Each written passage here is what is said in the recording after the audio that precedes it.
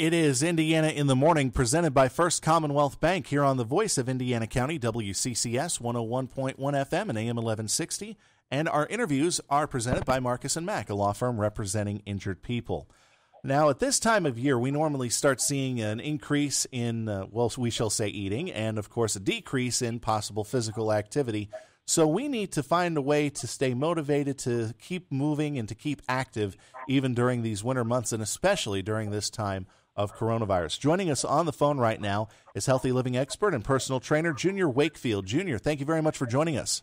Appreciate it. Thank you for having me. So, Junior, we've been keeping pretty much indoors all this time, but that should not be an excuse for people not to either get out and do some walking or some physical exercise that way, or to do some exercising in their own homes or apartments.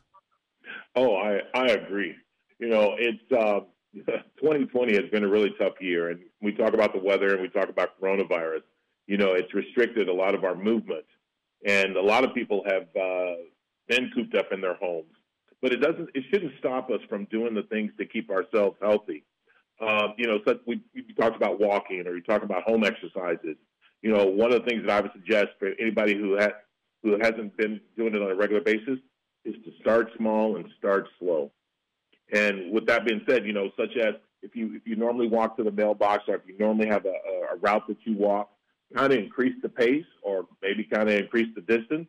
Or, you know, if you're at home because the weather is bad and you can't be able to move around, sometimes, you know, start small, such as, you know, you can sit in your favorite chair and do some squats, or, you know, do some push-ups, and then just try to increase a little bit daily. But something to start slow so that you don't get burned out on the first day. That's right, or you get hurt on the first day, because talking from personal experience, I get so excited I want to do a lot of different things, and the next day I wind up very sore.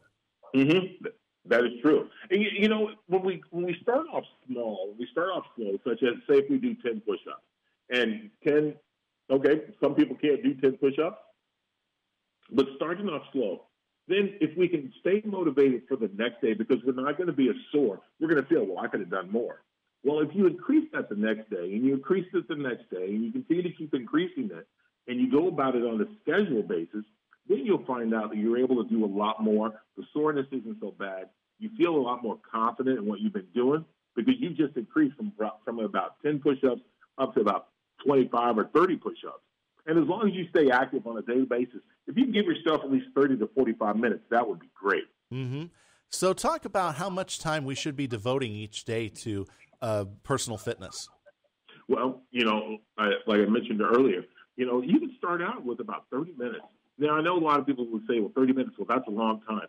That's 30 minutes if you're deciding just to do a couple of exercises and you're focused on it. But we don't have to make it all about working out. We can make it fun, whether it's, as I said, whether it's taking a walk, whether it's, you know, if you put a podcast on and you put a show on and you're listening to it, that 30 minutes goes by pretty quick. It does, so, yeah. And if you start off walking, and, you know, and you say, hey, you know what, I just finished a 30-minute podcast and I just finished walking. Hey, how about if I throw some push-ups on there, because I know that podcast might come on tomorrow, or you might find something else that's motivating. And so with that being said, it helps your body, your mind, and your spirit by being able to continue to keep focused on other things and not thinking it's just working out. Because if you have kids, you can also make it fun with them. With my kids, we still play, either hide and go seek or tag, and that gets the adrenaline going, and that also gets your body movements going. Mm-hmm. There's nothing can match that competitive spirit that you have whenever you're playing a game of tag like that. We're talking with Junior Wakefield, a healthy living expert and personal trainer. Junior, a lot of people say that they've been cooped up in the apartment or their home, and they have been able to get out to where they need to go. What are some? You mentioned some just doing push-ups or even sit-ups in the home. What are some other things that people could do, maybe with like a chair or something, that would be a good exercise for a good session of exercises for 30 minutes? Well, most definitely. So one of the things you can do, if you get a chair, you can do your old squats. So, if you're watching TV and you don't get your blood boiling, then from watching TV, what you can do is during a commercial or something, you can see how many squats you can do. How many times can you stand up from that chair, and how many times can you sit down?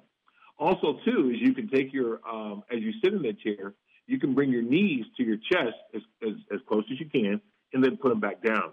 And so, those are a couple. And then another, if you want to do a different variation, you can alternate your knees to your chest as you're sitting in that chair. So those are just a couple of exercises. You can also put your hands on the side of the chair and do like some old school dips. And once you change the variations, it's always pretty good because you can say, hey, I'm going to do it during every, as an example, maybe a Starbucks commercial or something. Yeah. So you were like, hey, you know what? I'm going to do this during this commercial. And every time this commercial comes on, then I'm going to do this or I'm going to do that. So, it kind of holds you accountable if you write it down, and you even having an accountability partner, or even if you have kids, say, hey, at this time, we're going to do this. To see how many push-ups we can do during this fast food commercial, or just something, just to try to change it up so it doesn't seem like working out. And a lot of times kids want to be competitive with their parents anyway. Right, yeah. So those little workout games could actually come into good service then, as you were describing.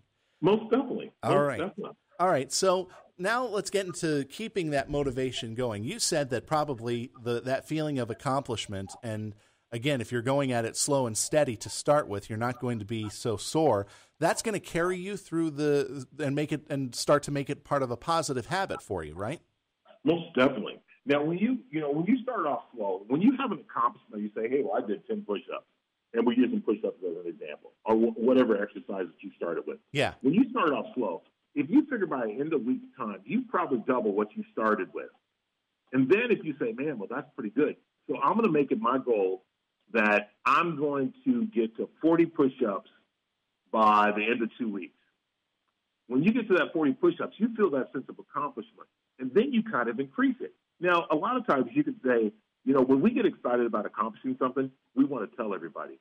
So such as we tell our spouse, or we tell our kids, or we tell our friends, or we have an accountability partner. Well, you can also join them into what you're doing.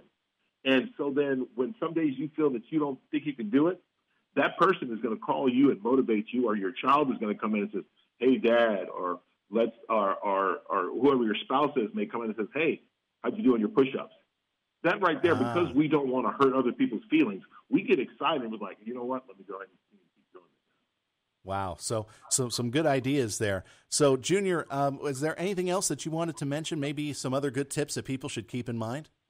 You know what? One of the things that I would say is when it comes, especially it comes to an accountability partner, when you tell somebody about it, somebody always feels committed to being able to hold you accountable. Hey, how many push-ups did you do this week? Or how many did you do, or whatever it is? Keep that there. Don't ever try to go in and do too much, because like we mentioned earlier, if you try to do it all in one day, you're going to be sore and your motivation is not going to be there. Mm-hmm. So take your time whenever it is you. One of the best push-ups that I say is to push yourself away from the dinner table.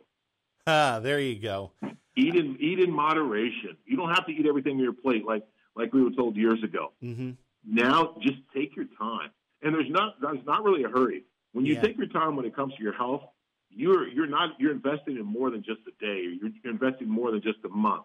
You're investing more than just the beginning of the year. You're doing it for a lifetime, because this is your life. All right. Junior, thank you very much for joining us this morning on Indiana in the Morning. We wish you all the best. Have a good holiday season. You too. Thank you. Thank you again to Junior Wakefield, healthy living expert, personal trainer, joining us this morning on Indiana in the Morning. Our interviews are presented, as always, by Marcus & Mack, a law firm representing injured people.